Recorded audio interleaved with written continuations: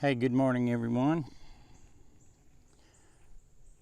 Coming over to harvest a little bit in the garden this morning.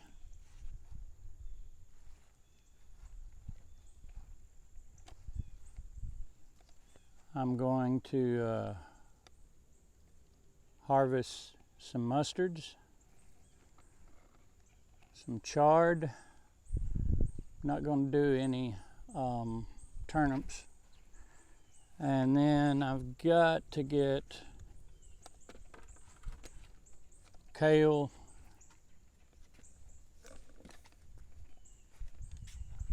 sorry y'all, and lots of collards. So I'm going to parboil them and then freeze them. Put up so many greens over the last several months, and we eat them. We love greens. So anyway, my head may not be in shot or whatever, but my head's not the important thing. I'll start out and get some of the chard first.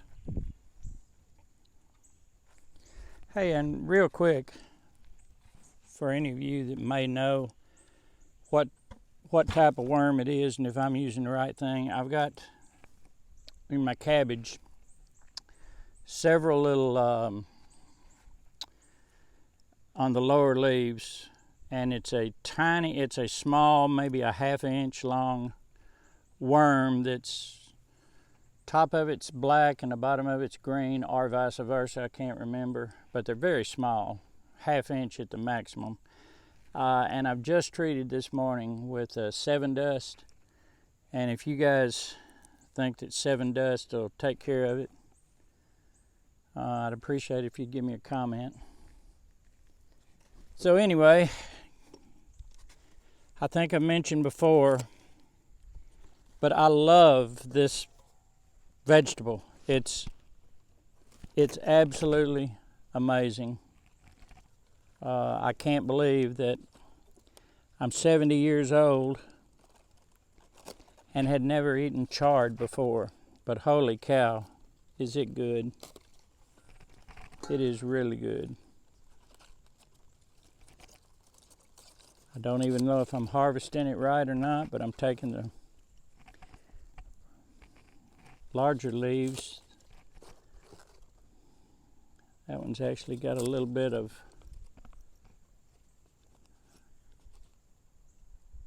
don't know what that is, but that will eat just fine. Yep, it will eat just fine. Hey, I've got I know this doesn't mean anything to you guys who do not live close to me, but Phil and I have a really neat playing gig tomorrow night. It's going to be at Joe's Seafood Shack on the reservoir north of Brandon. It's a really good venue. I went over there last night to check it out as far as what I needed to do for sound and things like that, and there was a young lady playing there named Alana. I believe that's how you pronounce it, A-L-A-N-N-A. She was really good. Matter of fact, I texted her earlier this morning to see if she would like to get with me and be in the tribute band when we do the John Prime tribute in spring of this next year.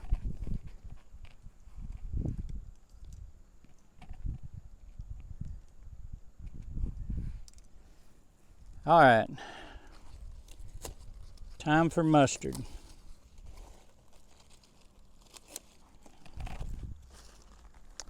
Well, I should have bought a bigger bowl, but that's no problem. That is no problem. I'll just keep a stacking.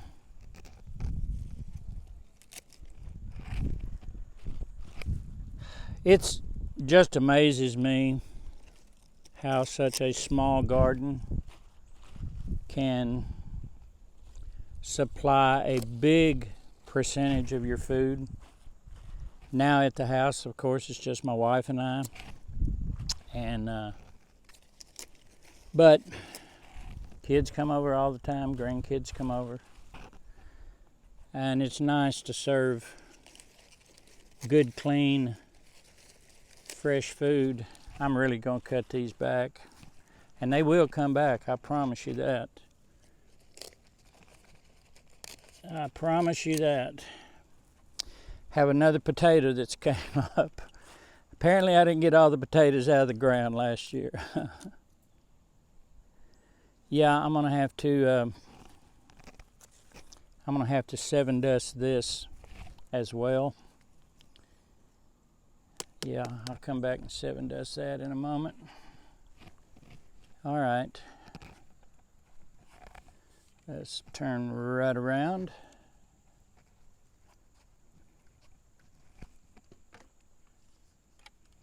And see if I can get some kale.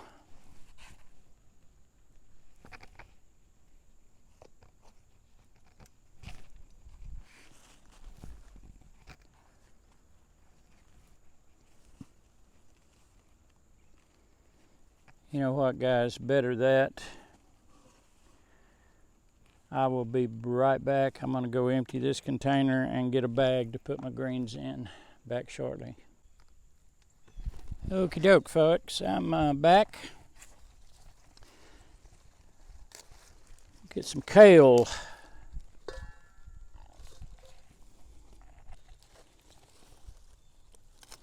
Remember to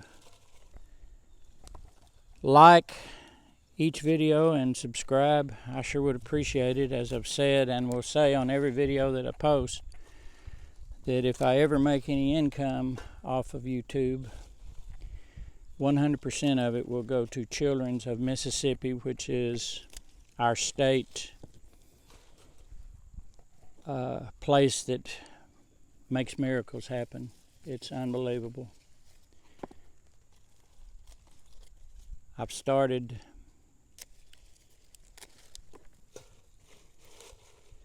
an organization called Singing for the Children. Has been a lot more work than I thought it was. Me, my running buddy and fellow musician Philip Teal, and then Nan and Mary Jane, who are in our 5-piece band. Any money that we make, we donate 100% of it to Children's of Mississippi, and we hope to get it set up. I'm working on the best way to get the word out to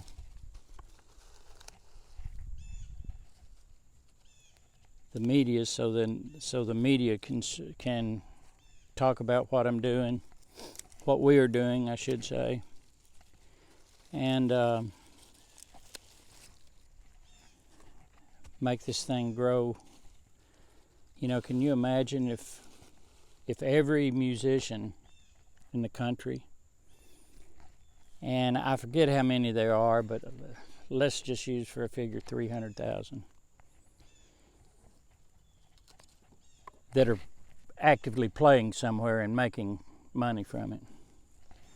I look and I know a lot of local musicians and everything that every penny they make on tips and things they use to support themselves. So I'm certainly not asking for every musician to give all the money that they make to the Children's Hospital. But what I am saying, anything would help. Let's say you keep 100% of what you get paid by the restaurant or bar or whatever, wherever you're playing that particular night. You keep that income and then take a portion, not all if you don't want to, a portion of your tips, even if it's 10%, 20%, 30%, and donate it to your local hospital. I realize that this is a big venue, YouTube is, and a lot of people that are following me right now aren't in Mississippi. Of course, there's not that much many people following me, period. But that's another story for another time. And there's some beautiful collards. A little big, but they will be just fine when I get through with them. But yeah, can you imagine if every musician gave just a little bit to their local children's hospital?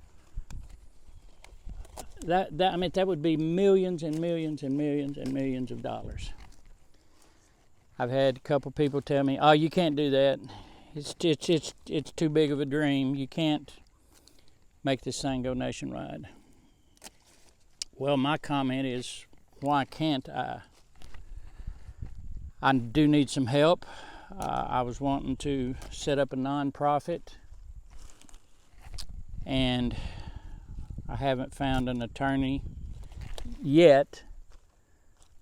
I'd sure, since everything is out of my pocket, I would sure see if it's possibly something that they would consider pro bono in exchange for some really good free advertising that, like where Philip and I are playing Saturday night, we've got a little backdrop that we use that's got a sponsor's name on it, but it's very appropriate.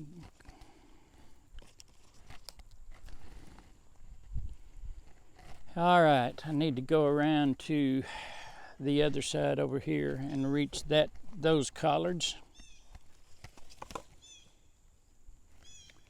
I'll try to do it as steady as I can to just not totally make the camera go crazy.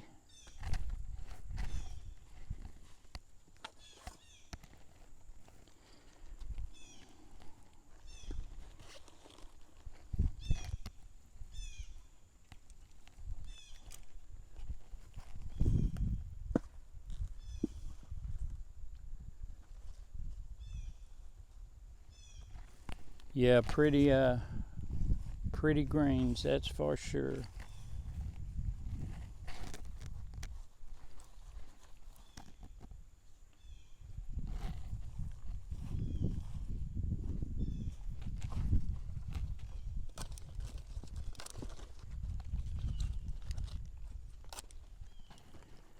Yeah, these little worms are playing heck. There's another diseased leaf, or not diseased, an eaten leaf, I should say.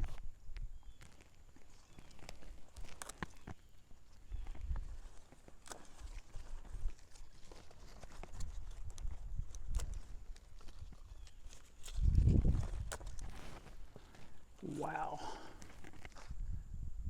Wow, wow, wow, wow. I'll also bring you guys in the kitchen and show you what I do on this. It's not rocket science. I clean them, spread them out on a towel, salt them all, really give them a nice touch of salt. Some of you guys know that eat greens. Greens can be bitter if they're not prepared right. But if you'll sprinkle salt on them an hour or so before you cook, it takes all the bitterness away. It really does.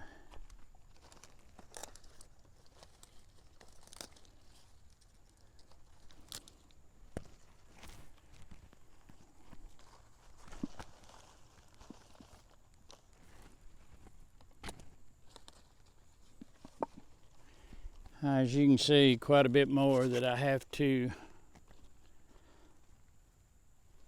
take to the kitchen. We'll pick this back up when I'm cleaning everything. So I'm back. I'm not going to bore you guys with watching me clean the whole thing, but regardless of if it's collards, mustard, chard, or kale, I basically do them the same way. I'm going to clean them, put the stems in the pan that I will end up freezing and making a stock with some other things.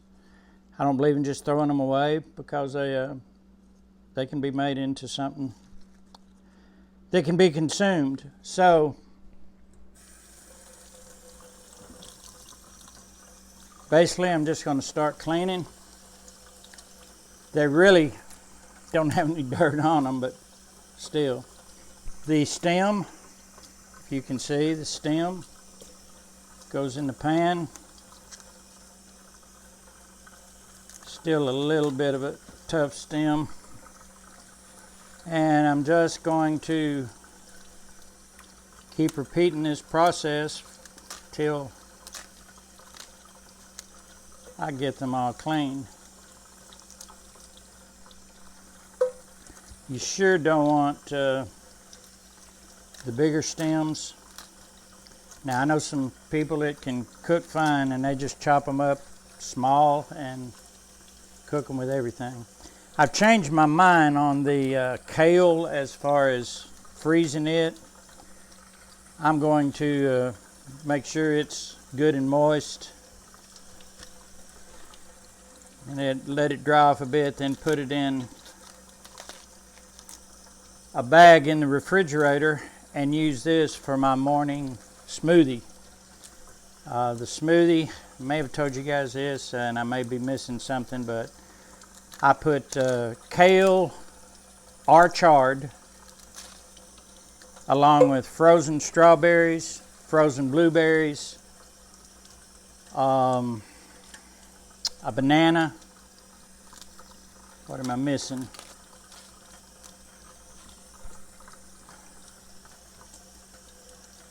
Some ice if need be. Anyway, process them and it makes a great smoothie, and I promise you, you cannot tell that there is any kale in the smoothie. Not in the least. Alright, well I'm going to shut this part down camera wise so I don't bore you with what I'm doing.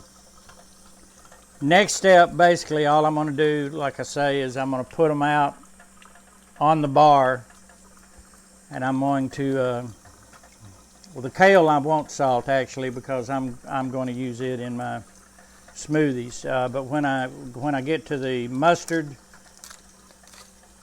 and collards, after I get them clean, I'll smooth them out, put some salt on them, and then start parboiling them. I only parboil these for about 5 to 10 minutes. I mean, you don't want to cook them to death at all. And then I put them in the freezer bags, and it works quite well in the freezer bags. All right, I'll get back with you.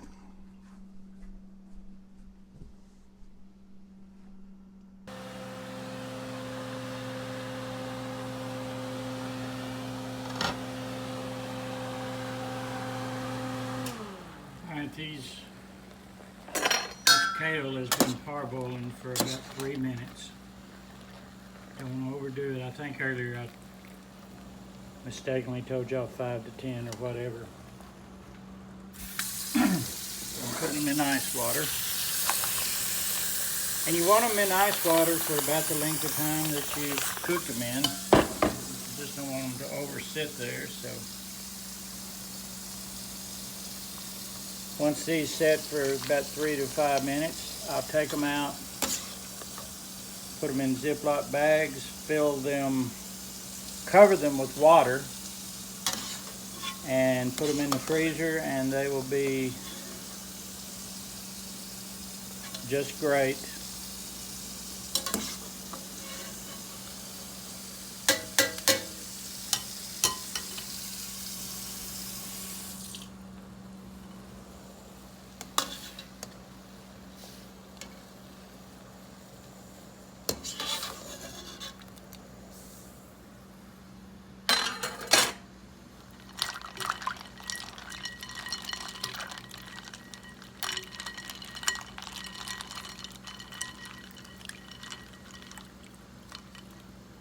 Aren't those pretty? Very nice. All right, I'm gonna do that same step like 6 times. And then once I put them into freezer bags, I'll come back. Thanks. Okay, I'm gonna show you what to do next. This is kale, and I know somebody will comment, why am I using gallon bags? I don't have any quart bags. So, I will take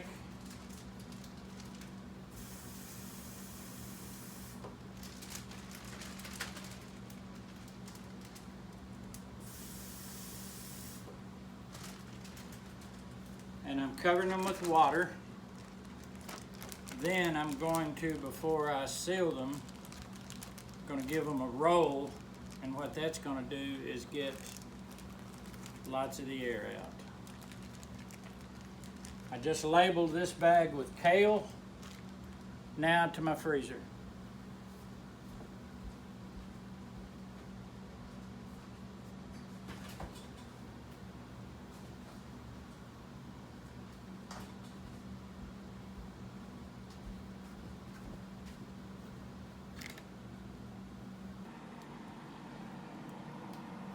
Here's a shot of the freezer. Everything in it except maybe 1 or 2 bags down there on the bottom. I see my wife stuck a pizza in here. She's not here, so I can blame her. Anyway, love my garden.